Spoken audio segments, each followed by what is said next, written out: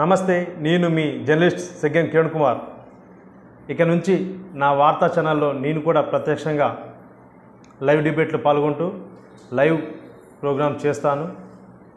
ఇక నుంచి మన ప్రాంతంలో, మన జిల్లాలో, మన రాష్ట్రంలో, మన దేశంలో, మన ఈ ప్రపంచంలో జరుగుతున్న ప్రతి వార్తను మీకు అందించే ప్రయత్నం చేస్తాను. విశ్లేషణతో కూడిన వార్తను మీకు అందించడం జరుగుతుంది. ముఖ్యంగా సామాన్యులకు కామన్ మ్యాన్ ఏమనుకుంటున్నాడు, కామన్ మ్యాన్ దృష్టిలో ఈ పొలిటికల్ పార్టీలు ఏం చేస్తున్నాయి అనేది ప్రధానంగా మీ ముందుకు ఉంచబోతున్నాను. అయితే ప్రపంచంలో ఈ దేశాన్ని పవర్ఫుల్ దేశంగా మార్చబోయే ఎన్నికలు ఈ 2024 జరుగుతున్నాయి. వీటిని ప్రపంచం మొత్తం ఆసక్తిగా గమనిస్తుంది. మోడీ గెలవద్దని ప్రపంచం యావత్తుతో పాటు స్వదేశంలో ఉన్న కాంగ్రెస్ పార్టీతో పాటు ఇతర ప్రాంతీయ పార్టీలు కూడా బాగా గట్టిగా మోడీ మీద ఫైట్ చేస్తున్నాయి. అయితే ఇదే నేపథ్యంలో అంటే నిన్నటి రోజున రాహుల్ గాంధీ ఒక మాట మాట్లాడడం జరిగింది. అది ఆదిలాబాద్ ఎంపీ అభ్యర్థి అత్రం సుగుణ తనను నిర్మల్లో జరిగిన కాంగ్రెస్ జనజాతర సభలో తనను ఇంట్రడ్యూస్ చేస్తూ ఆ ఎంపీ అభ్యర్థిని గెలిపించాలని కోరుతూ కేంద్ర మంత్రి కోరుతూ బీజేపీ ప్రభుత్వం ఈ దేశానికి ఏం చేస్తుంది, ఏం చేయబోతుంది, కేంద్ర ప్రభుత్వం మరోసారి బీజేపీ అధికారంలోకి వస్తే ఏం చేస్తుంది, మరోసారి కాంగ్రెస్ పార్టీ అధికారంలోకి వస్తే ఏం చేస్తుందనే విశ్లేషణ ఒక చిన్న పాయింట్ చెప్పారు. దాంతోపాటు ఎక్కువగా మోడీని టార్గెట్ చేస్తూ మోడీ వస్తే ఏం చేస్తే ఈ దేశాన్ని నాశనం చేస్తాడు, ఏం చేసి ఈ దేశాన్ని నాశనం చేస్తాడు అనే విధంలో చెప్పాడు. దాన్ని మీకు ఒకసారి చదివిపిస్తాను. అయితే కాంగ్రెస్ పార్టీ పత్రిక అయిన V6 వచ్చేసి, కేంద్రంలో పేదల ప్రభుత్వం తెస్తాం, కొంతమంది ధనికుల కోసమే మోడీ పనిచేస్తున్నారు రాహుల్ గాంధీ, కాంగ్రెస్ పవర్లోకి వస్తే దేశమంతా కులగణన, రిజర్వేషన్లు పెంపు, రైతులందరికీ రుణమాఫీ, పేదింటి మహిళలకు ఏటా 1,00,000, నిరుద్యోగులకు ఏడాది పాటు ఉద్యోగ శిక్షణ, ₹1,00,000 సహాయం, రాజ్యాంగాన్ని ధ్వంసం చేసేందుకు బీజేపీ RSS ప్లాన్, ధనికులకు 16 లక్షల కోట్ల రుణమాఫీ చేసిన మోదీ పేదలకు ఎందుకు రుణమాఫీ చేయలే, రిజర్వేషన్లు ఎత్తేసేందుకు బీజేపీ కుట్ర, SC, ST, BCలు అప్రమత్తంగా ఉండాలని సూచన. చూసారా రాహుల్ గాంధీ ఏమంటున్నారు? కేంద్రంలో పేదల ప్రభుత్వం తెస్తాం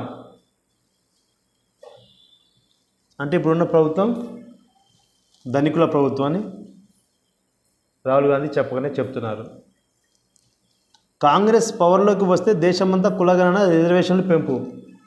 గత 60 ఏళ్ల కాలంలో ఏ కులగణన ఎందుకు చేయలేకపోయారు, ఎందుకు రిజర్వేషన్లు పెంచలేకపోయారు? కేవలం ఒక కమ్యూనిటీని ఆసరా చేసుకొని కమ్యూనిటీ ఓటు బ్యాంకు కోసం మాత్రమే కాంగ్రెస్ పార్టీ ఇన్ని సంవత్సరాలు పనిచేసింది. రాజ్యాంగంలో ఇచ్చిన ప్రకారంగా ఇప్పుడు బీసీలు, SCలు, STలకు ఎందుకు ఇప్పటివరకు సరైన రీతిలో కులగణన చేయలేదు, వారి రిజర్వేషన్ను పెంచలేదు? దీనికి సమాధానం రాహుల్ గాంధీ చెప్పాలి. ఇక్కడ స్థానిక ముఖ్యమంత్రి, తెలంగాణ ముఖ్యమంత్రి రేవంత్ రెడ్డి సమాధానం చెప్పాలి. ప్రజలకు సమాధానం చెప్పి ఓట్లాడటానికి వెళ్ళండి. నిరుద్యోగులకు ఏడాది పాటు ఉద్యోగ శిక్షణ, ₹1,00,000 సాయం. గత 60 ఏళ్ల కాలంలో ఏనాడైనా ఈ పని చేశారా రాహుల్ గాంధీ? మీ నాన్న, మీ నానమ్మ, మీ తాతలు ఏనాడైనా నిరుద్యోగులకు ఏడాది పాటు ఉద్యోగ శిక్షణ ఇచ్చారా? ₹1,00,000 రుణ సాయం చేశారా ఏనాడైనా? రాజ్యాంగాన్ని ధ్వంసం చేసేందుకు బీజేపీ RSS ప్లాన్. రాజ్యాంగాన్ని ఏం ధ్వంసం చేసింది? గత 60 ఏళ్ల కాంగ్రెస్ పాలనలో ఎన్నిసార్లు రాజ్యాంగాన్ని మార్చి అంటే పూర్తిగా రాజ్యాంగాన్ని మార్చేది మేము అనట్లేదు, దాంట్లో క్లాజులను మార్చేసి ఒక మతానికి అనుకూలంగా, ఒక వర్గానికి అనుకూలంగా చట్టాలు తీసుకురాలేదా? క్లాజులు చేర్చలేదా? అందరూ చేర్చలేదా? బీజేపీ ఏం మార్చింది? ఇంతవరకు ఏం మార్చలేదు కదా. మార్చబోతుందనేసి భయపెట్టేసి ఇప్పుడే ప్రజల్ని ఇట్లా భయభ్రాంతకు గురి చేస్తే ఎలా? ధనికులకు 16 లక్షల కోట్ల రుణమాఫీ చేసిన మోదీ పేదలను ఎందుకు రుణమాఫీ చేయలేదు? ధనికులకు 16 లక్షల కోట్ల రుణమాఫీ చేసిన మోదీ అంటున్న రాహుల్ గాంధీ, మీ హయాంలో ధనికులకు వ్యాపారవేత్తలకు ఎంతమందికి మోసం మీరు మాఫీ చేయలేదు? మాఫీ చేయడంతో పాటు స్వయంగా మీరు ఎన్నో స్కామ్లలో ఇరుక్కున్నారు. మీ పార్టీ వ్యక్తులు, ప్రధానమంత్రులు అందరూ స్కామ్లలో ఇరుక్కున్న వాళ్ళే. ఏదో సందర్భంగా స్కామ్లు ఇరుక్కొని వేలాది కోట్లు, లక్షలాది కోట్ల రూపాయలు దేశ ప్రజల ధనాన్ని తిన్నారు, దాచుకున్నారు, ఇతర దేశాలు తరలించారు. రిజర్వేషన్లు ఎత్తివేసేందుకు బీజేపీ కుట్ర. రిజర్వేషన్లు ఎత్తేసింది బీజేపీ కాదు. ఆనాడు అంబేద్కర్ రాసిన రాజ్యాంగం ప్రకారంగా ఈనాడు రిజర్వేషన్లు ఉన్నాయా?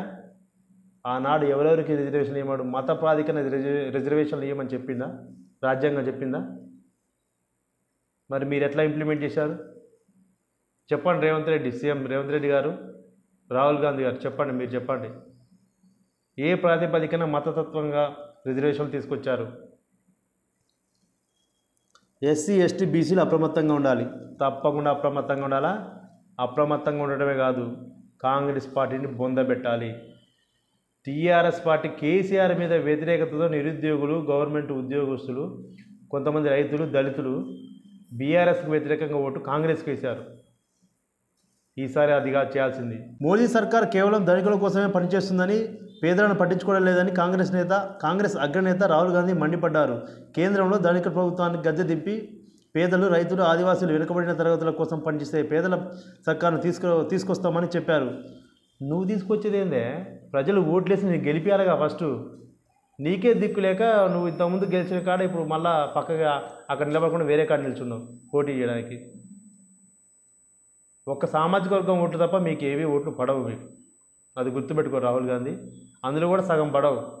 ఆ సామాజిక వర్గంలో సగం మంది ఆటోమేటిక్గా బీజేపీకి సపోర్ట్ చేస్తున్నారు.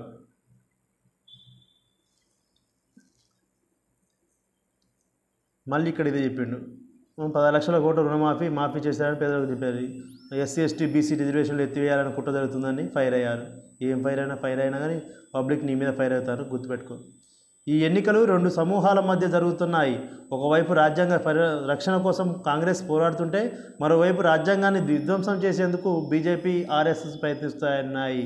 అందుకే అందరం కలిసి రాజ్యాంగాన్ని కాపాడుకుందాం అని ఆయన సూచించారు.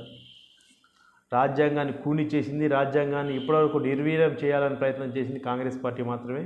రాజ్యాంగాన్ని ఎవరు ఏం చేయలేరు. ఏ ప్రభుత్వం వచ్చినా రాజ్యాంగాన్ని మార్చే అంత లేదు.